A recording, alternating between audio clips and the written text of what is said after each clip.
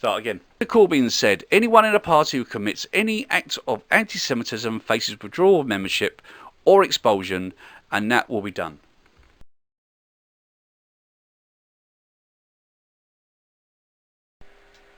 So Jeremy Corbyn goes to this gala meal, a miners' gala's meal, and he wanted to make sure that everyone knew that somehow his party is fantastic, and he's doing everything he can to knock out any sort of anti-Semitism, any kind of racism, any kind of sexism, because he is the man of the people. So this is what he said.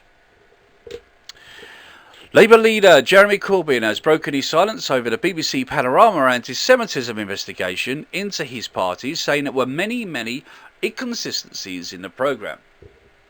Now, in this particular article of ITV, they haven't actually explained what the inconsistencies are, whether or not he's actually told anyone of the inconsistencies. So I'm a little bit blind here, or whether or not he actually went into any kind of detail. Knowing Jeremy Corbyn, he probably didn't, because he wanted to get this speech over and done with very quickly and not get any questions. But taking a point that this gala dinner had major applause for the man, and also the likes of Len McCuskey and a few other nasty individuals of the world. But let's carry on with the article. Mr. Corbyn said in the programme adopted a predetermined position before it was aired earlier this week. It wouldn't surprise me that any kind of the mass media do exactly that. They've done it to Tommy Robinson, they've done it to many other social media stars, shall I say. They've taken a certain slant on a story without looking into the whole point of the story, if you get my drift. So even I've got to take everything with a pinch of salt. However, he can't really talk because he's been aware of the anti-Semitism that's been in his party. There's been many people that have come out and done it, told everyone about the anti-Semitism, the bullying. He's had around 9 MPs resign in the last year. I believe there's another one that's just gone, which is Gloria Peru, and she was an actual shadow minister. So there's definitely something wrong there. Let's carry on. Our party members do have the right to be heard if they are accused of anything, and our party staff have the right to be supported, and they are supported. Not what I'm hearing, Jeremy Corbyn. There's quite a few people that have left your party because they're worried about the bullying and worried about the anti-Semitism. When people are coming out of your party and they're actually saying that you've done something about it, then people will start to listen. Until then, you're just being a lawyer. Or just not being truthful. Again, that's being a liar, isn't it? Yeah, absolutely.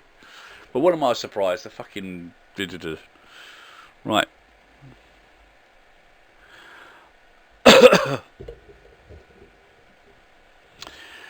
Mr. Corbyn was asked whether he would publish Labour's response to the Equalities and Human Rights Commission, the EHRC inquiry into allegations of anti-Semitism within his party, but said the investigation hadn't even happened yet.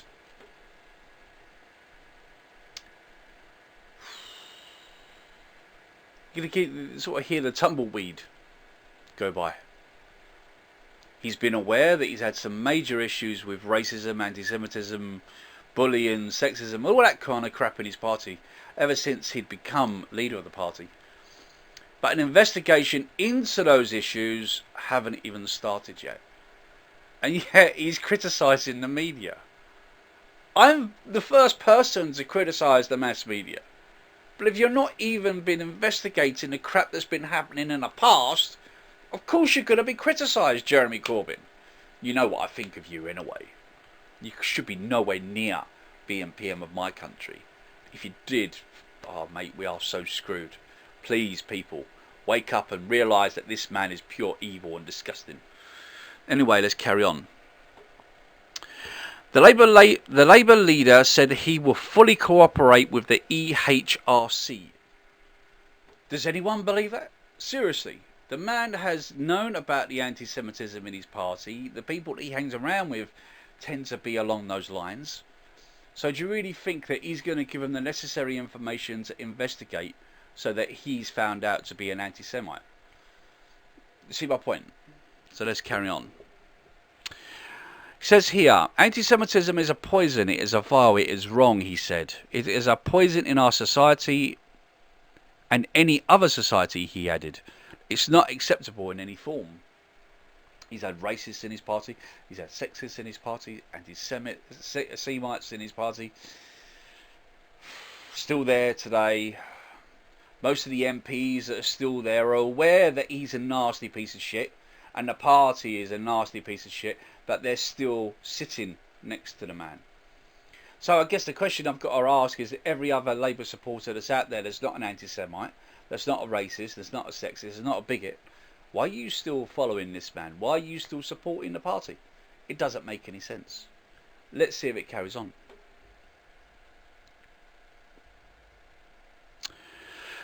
Mr. Corbyn said anyone in a party who commits any act of anti-Semitism faces withdrawal of membership or expulsion.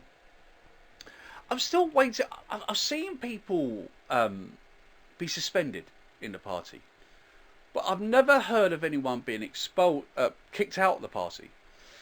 Other than one individual that I'm not going to name his name, but just because he voted to leave, voted for another party in the European elections.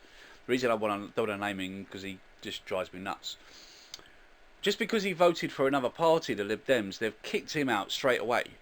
But people that have had anti-Semitism accusations put against them are still in the party or still suspended, or they've been trying to bring them back into the party.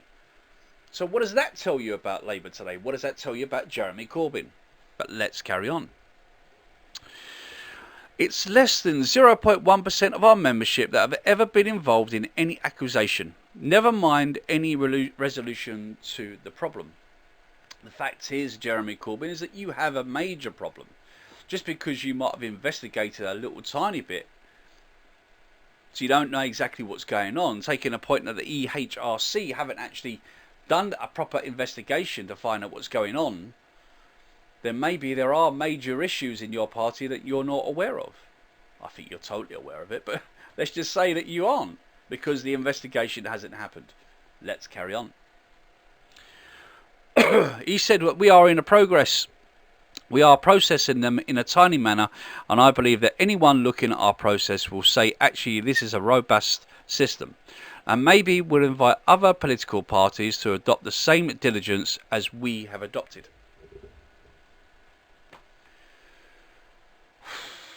You know, what I hear a lot from the Labour front bench or just Labour MPs is how Islamophobic the Conservative Party is. And that's their kickback to the Conservatives. The fact is that to be an Islamophobe means that you're against a religion. I'm against Islam. I'm against the Roman Catholic Church, actually, considering the amount of people they've raped, the amount of children they've raped, and the fact that they are hypocrites. They've gathered all this fortune, but then they expect people like me and you to pay for them, to pay for the poor. They keep asking us for more and more money.